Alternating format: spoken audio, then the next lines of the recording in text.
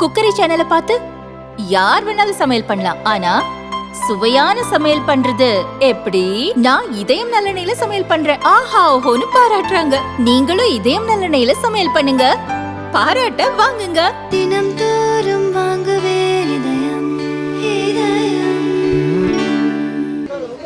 இன்றைக்கு தமிழ்நாடு முழுவதும் சென்னையில் சமீபத்தில் காத்திருப்பு போராட்டத்தை நடத்திய தூய்மை பணியாளர்களுடைய போராட்டத்திற்கு ஆதரவு தெரிவித்தும் அந்த போராட்டத்தை ஒரு முடிவுக்கு கொண்டு வருவதற்காக தமிழ்நாடு அரசு கையாண்ட அணுகுமுறையை கண்டித்தும் காவல்துறையினுடைய அராஜகத்தை கண்டித்தும் அதோடு ஏற்கனவே மாநகராட்சி, நகராட்சி, பேரூராட்சி பணிகளில் தனியார் மயத்திற்கு காரணமாக தமிழ்நாடு அரசு பிறப்பித்திருக்கக்கூடிய அரசாணை 152, 139 இந்த 2 ஜிஓவையும் ரத்து பண்ண வேண்டும் என்கிற கோரிக்கையை வலியுறுத்தியும், அதே போல் ஏற்கனவே நீதிமன்றங்கள் பல உத்தரவுகளை பிறப்பிச்சிருக்கு.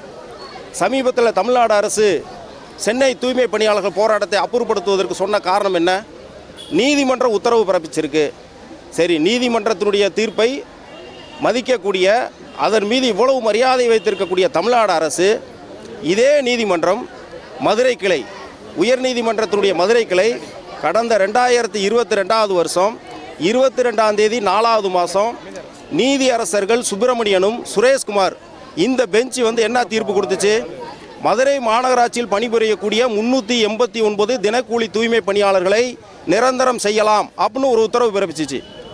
இன்றைக்கி நீங்கள் உயர்நீதிமன்றத்தினுடைய ஒரு தீர்ப்பு, அதுவும் பெஞ்சு கிடையாது, சிங்கிள் ஜட்ஜு, ஒரு தனி நீதிமன்றுடைய உத்தரவுக்கு இவ்வளவு தூரம் மரியாதை கொடுத்து உடனடியாக அமுல்படுத்த துடிக்கக்கூடிய தமிழ்நாடு அரசு ஒரு பெஞ்சு தீர்ப்பு கொடுத்து தூய்மை பணியாளர்களை நிரந்தரம் செய்யலாம்னு தீர்ப்பு கொடுத்து 3 ஆண்டுகள் கடிந்த பின் கூட நீங்கள் என்ன செஞ்சீங்க?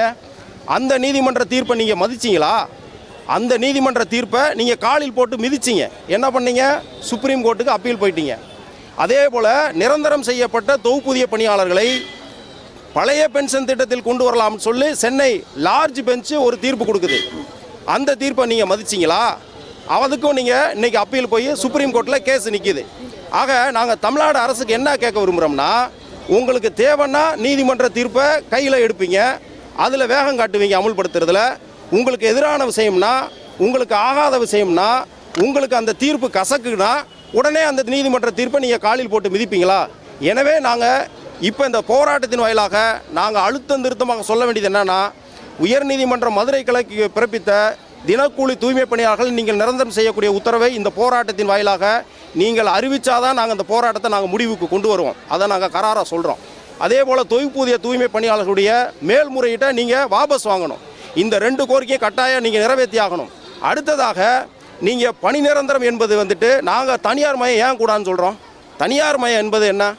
வெறும் பணி நிரந்தரம் பண்ணுறது மட்டுமா? அது கிடையாதுங்க. தனியார் மயம் கூடாது என்பது பின்னால் ஒரு சமூக அக்கறை இருக்குது. நீங்கள் தனியாருக்கு எல்லா பணியும் கொடுத்தீங்கன்னா அதன் மூலமாக கிடைக்கக்கூடிய லாபம் ஒரு தனிப்பட்ட முதலாளி அள்ளிட்டு போவான், கொண்டுட்டு போவான். அந்த தனிப்பட்ட முதலாளி என்ன செய்வான்? அவனுடைய குடும்பம், அவனுடைய வாரிசல், அவங்க தான் நல்லா இருப்பாங்க. ஆனால் ஒரு அரசே ஏற்று நடத்தினால் அல்லது ஒரு பொதுத்துறை நிறுவனமாக இருந்தால் அதன் மூலமாக கிடைக்கக்கூடிய வருமானம், லாபம் என்பது தனிப்பட்ட நபருக்கு போய் சேராது. மாறாக இந்த சமூகத்தினுடைய அனைத்து பகுதி மக்களுக்குமான நலன்களுக்கு அது மீண்டும் செலவழிக்கப்படும். எனவே தான் தனியார் மயம் கூடாதுன்றோம். வெறும் பணி நிரந்தரம் செய்வது என்பது மட்டுமல்ல, அது குறுகிய நோக்கம் கொண்டது. அதே நேரத்தில் பணி நிரந்தரம் செய்ய வேண்டும் என்பதை நாங்கள் மீண்டும் வலியுறுத்துகிறோம். அடுத்ததாக மினிமம் வேஜ் நீங்கள் நிரந்தரம் செய்வதை பற்றி உங்களுக்கு உடனடியாக செய்கிறதுக்கு உங்களுக்கு எதுவும் பிரச்சனை இருந்துச்சுன்னா நீங்கள் ஆலோசனை பண்ணி நீங்கள் அந்த முடிவை கூட நீங்கள் ஒரு அவகாசம் எடுத்து கூட அறிவிங்க. ஆனால் இடைப்பட்ட காலத்தில் நீங்கள் என்ன செய்யணும்னா, குறைந்தபட்ச ஊதியம் வழங்குறதுக்கு ஒரு ஜிஓ இருக்குது, 62(2)D மினிமம் வேஜ் கொடுக்கறதுக்கு. அந்த ஜிஓ படி அனைத்து பிரிவு பணியாளர்களுக்கு நீங்கள் குறைந்தபட்ச ஊதியத்தை கொடுக்கணும். இதை உங்களால் நிறைவேற்றக்கூடிய சாத்தியமான கோரிக்கை தான். எனவே நீங்கள் நிச்சயமாக இந்த அறிவிப்பை கொடுக்கணும். இந்த போராட்டத்தின் வாயிலமாக இதெல்லாம் நீங்கள் நிறைவேற்றுன்ற அந்த எதிர்பார்ப்போடு தான் நாங்கள் உட்கார போகிறோம். அதே போல் போனஸ் கோரிக்கை, அட்வான்ஸ் இல்லை நாங்கள் கேட்குறது போனஸ் கோரிக்கை. கடைசியாக நான் சொல்ல விரும்புகிறேன் என்னென்னா, இந்த சென்னை போராட்டத்துக்கு பிறகு தமிழக அரசு சில நலத்திட்டங்களை அறிவிச்சிருக்கு. நலத்திட்டங்களை பொறுத்த மட்டும் எங்களுடைய பார்வை என்னன்னு கேட்டிங்கன்னா, நாங்கள் கேட்பது சலுகை அல்ல, நாங்கள் கேட்பது உரிமை. நீங்கள் அறிவிச்சிருக்கிறது சலுகை. சலுகைக்கும் உரிமைக்கும் என்ன வித்தியாசம் இருக்குது? உரிமை என்பது நாங்கள் நிர்வாகத்தை, அரசை, தனிப்பட்ட முதலாளியை நிர்பந்தம் செய்து கேட்டு வாங்க முடியும். அதற்குள்ள ஒரு சுயமரியாதை என்பது சம்மந்தப்பட்டிருக்கு. ரைட் அப்படின்ற போது, உரிமை என்பதும் போது, சலுகை என்பது என்னன்னா நயந்து பேசி கெஞ்சி கூத்தாடி இன்னொருத்தரை எதிர்பார்த்து காலமெல்லாம் இன்னொருடைய தயவை எதிர்பார்த்து வாழக்கூடியது. நாங்கள் என்ன கேட்குறோம்? சுயமரியாதையை அடிப்படையாக கொண்டிருக்கக்கூடிய தமிழ்நாடு அரசு, திராவிட முன்னேற்ற கழகத்தினுடைய இந்த ஆட்சி சுயமரியாதையோடு இந்த துப்புரவு பணியாளர்கள் வாழ வேண்டும் என்று விரும்புகிறதா, அல்லது யாரையாவது எதிர்பார்த்து தன்மானத்தை இழந்து நயந்து இப்படித்தான் அடிமைகள் போல வாழ வேண்டும் என்று இந்த அரசு விரும்புகிறதா?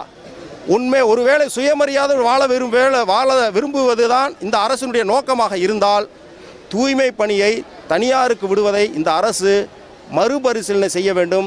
எவ்வளவு விரைவாக முடியுமோ அந்த தனியார் மையத்தை கைவிட வேண்டும் என்பதை இந்த போராட்டத்தின் வாயிலாக நாங்கள் முன்வைக்க விரும்புகிறோம். பேர் பாலசுப்ரமணியன், சிஐடியினுடைய பொதுச் செயலாளர்.